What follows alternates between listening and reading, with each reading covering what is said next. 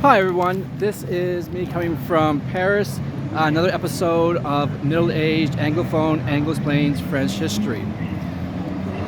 This time I'm at the Bastille, and rather than talk about the Bastille itself, which has been done to death, I'm going to talk about sort of the neighborhood around here. So what we're looking at now is the monument to July 1830, which was a celebration of the fall of the July monarchy, which stands on what would have been the Bastille. The Bastille would have been here. But what I'm more interested in is sort of where we are right now. So I'm currently on, I'll zoom in just a bit, on Rue Saint-Antoine. Right there. Okay. So what's cool is when the Bastille would have been here, this would have been the road leading to the Bastille. So this would have been the entrance. So the Bastille, you would come this road and the Bastille would have been there. There was a moat, drawbridge, all the things that you would expect for a massive fortification.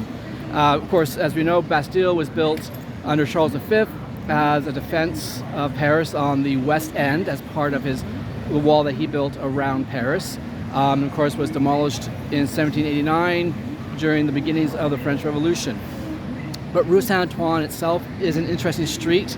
As I said, it was the street that led to the Bastille, or to the entrance of the Bastille. This actually is a former Roman road. So just like Rue Saint-Jacques or Saint-Germain down in the Latin Quarter, Saint-Antoine was again a former Roman road that's been reused and repurposed. And so it's a very old road in Paris. Of course, there's almost nothing Roman left here, just as there's very little Roman left in Paris itself. The other thing about Rue Saint-Antoine is that originally it wasn't simply one road. Before it became Rue Saint-Antoine, it actually was a series of 3 roads that were then eventually just sort of coalesced into this one major road, which itself is pretty cool.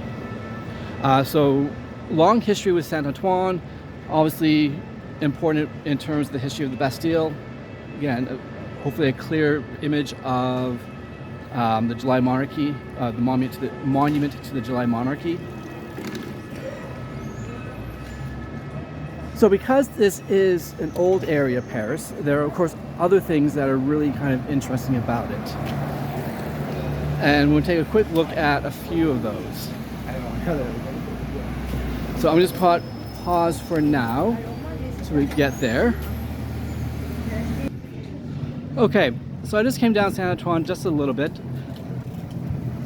So there again, from Bastille. The road that crosses here, get a chance to see, is Rue du Petit Musc, right there. Again, it's one of the narrow streets in Paris. It's also, again, one of the older streets in Paris. This street dates back to at least 1348, I believe.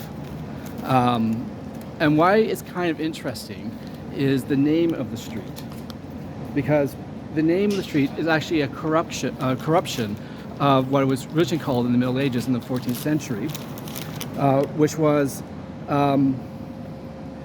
Pute-et-Musc, which meant basically whore street. And Pute was a prostitute, so this street would have been a red light district, right in Paris.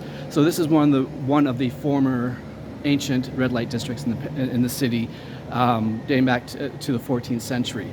And so the name of the street now, Le Petit Musc, is simply it's probably a corruption, or just over the years as pronunciations changed, became the Petit Musc, as opposed to what it really was, which was La Pute et Musc, which meant that the whores were here. Actually, that's literally the name means, is the whores lived here, or lived there, using the preposition e.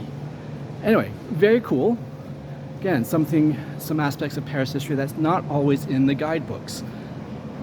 So, a quick brief episode of middle-aged Anglophone, Anglosplains French history. Oh, one last thing, I'm just going to cross Rue Saint-Antoine here, because, again, just so many cool things in Paris that you just need to look for. So once it's safe to cross. And just a fun fact not related to anything about history is the biking infrastructure in Paris has gotten so much better over the years, which is fantastic to see. So just coming across, coming to Impasse Guémené, and yes, my accent is probably terrible, which is now caught. But again, just those fun things that you see in Paris, if you're looking closely, is if you can see very clearly, again, hopefully that's not too bright, is the former street name that was carved into the building, and then at some point was changed. And of course, the artifact or the remnant is still there. And again, go through Paris and you'll see lots of examples of streets that have been renamed, but the original names are still there. Anyway, a fun activity if you're in Paris is to look for the original street names. It just adds a little bit extra to what you're doing. Okay. Au prochaine. Bientôt. Ciao.